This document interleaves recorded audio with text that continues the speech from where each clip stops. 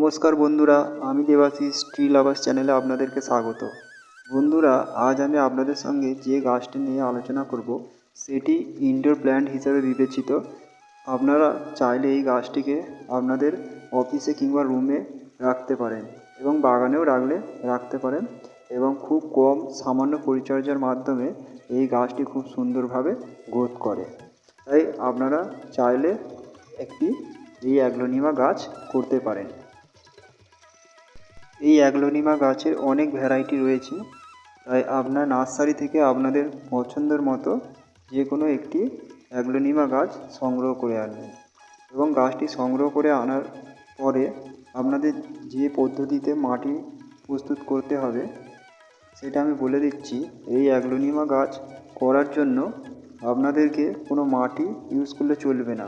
যদি গাছটিকে খুব ভালো গ্রোথ করতে চান তাহলে আপনাদেরকে নিতে হবে 30% কোকোপিট, 30% ভার্মি কম্পোস্ট এবং 30% বিল্ডিং তৈরি করার যে লাল বালি সেটা নিতে পারেন এবং বাকি 10% আপনাদেরকে নিতে হবে শিংকুচি, হাড়ের গুঁড়ো এবং নিমখোল। এই রেশিওতে মাটি প্রস্তুত করে নেওয়ার পরে আপনারা গাছটিকে রিপোর্ট করবেন। প্রথম গাছটিকে রিপোর্ট করার জন্য আপনারা 6 ইঞ্চি থেকে শুরু করবেন।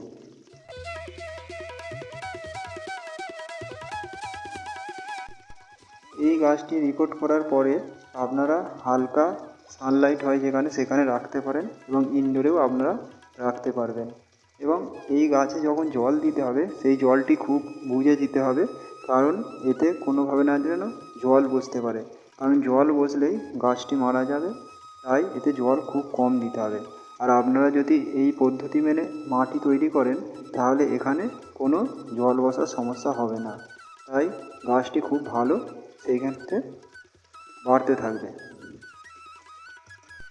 আপনারা নার্সারি থেকে এই অ্যাগ্লোনিমা গাছ যদি একটি নিয়ে আসেন, আপনারা সেই গাছটিকে রিপোর্ট করার পরে কিছুদিনের মধ্যেই দেখবেন অসংখ্য চারা বেরোতে শুরু করেছে।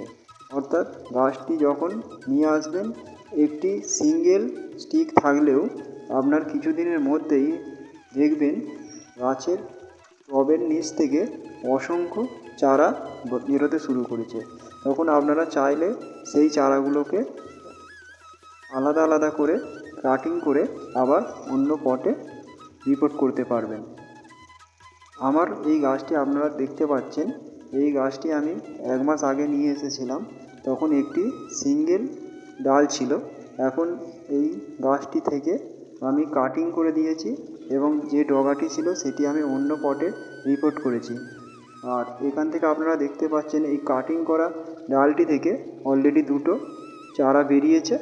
কিছুদিন পরে আমি এটাকে রিপোর্ট করব। এখন এটাকে আমি রিপোর্ট করিনি, তো রিপোর্ট করলে কী হবে, অসংখ্য চারা বেরোবে নিচে থেকে। তাই কয়েক বছরের মধ্যে আপনারা একটি গাছ থেকে অনেক চারা তৈরি করে নিতে পারবেন।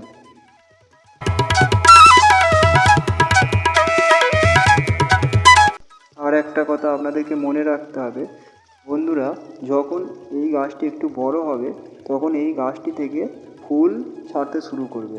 যখন এই ফুলের স্টিক বেরোবে, এই ফুলের স্টিকটা পশু পাখিদের জন্য খুবই ক্ষতিকারক। তাই আপনারা কখনো গাছে এরকম কোনো স্টিক রাখবেন না। যখনই ফুল আসবে তখনই আপনারা সেই স্টিকগুলোকে একটু নিচ থেকে কেটে দেবেন। এই অ্যাগ্লোনিমা গাছের অনেক উপকারী গুণও রয়েছে, তাই আপনারা এয়ার পিউরিফাই হিসাবে এই গাছটিকে বাড়িতে রাখতে পারেন। আপনাদের বাতাসকে এই গাছটি খুবই দূষণমুক্ত করবে এবং ভালো রাখবে। সেই সঙ্গে সঙ্গে এই গাছটি প্রচণ্ড পরিমাণে অক্সিজেন দিতে সহায়তা করে। তবে এই অ্যাগ্লোনিমা গাছটি একটু বেশি খাবার পছন্দ করে, তাই আপনারা মাসে একবার করে কিচেন ওয়েস্ট কম্পোস্ট ব্যবহার করতে পারেন, অর্থাৎ জৈব সার দিতে হবে, তাহলে গাছটি খুব ভালো বেড়ে উঠবে। এই গাছটিকে আপনারা কখনো ওপেন সানলাইটে রাখবেন না। হালকা সানলাইট হয় সেখানে রাখতে পারেন, কারণ ওপেন সানলাইটে এই গাছটিকে রাখলে এই গাছটিতে পাতা পুড়ে যাওয়ার সম্ভাবনা খুব বেশি দেখতে পাওয়া যায় এবং মাঝের মধ্যে এই অ্যাগলোনিমা গাছটিকে ভালো করে ঠান্ডা জল দিয়ে স্নান করিয়ে দিতে হবে। তাতে করে গাছের পাতা খুব সুন্দর সতেজ ও সবুজ থাকবে।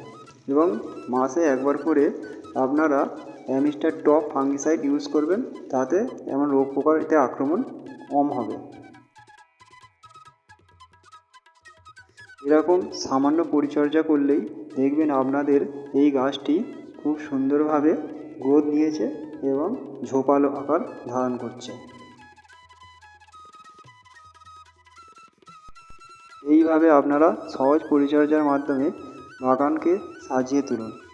এবং আপনারা যদি আমার এই ট্রি লাভার্স চ্যানেলে নতুন হয়ে থাকেন, অবশ্যই আমার এই চ্যানেলটিকে লাইক, কমেন্ট, শেয়ার করবেন এবং সাবস্ক্রাইব করবেন। বন্ধুরা, এতক্ষণ আমার এই ট্রি লাভার্স চ্যানেলের সঙ্গে থাকার জন্য আপনাদেরকে অসংখ্য ধন্যবাদ।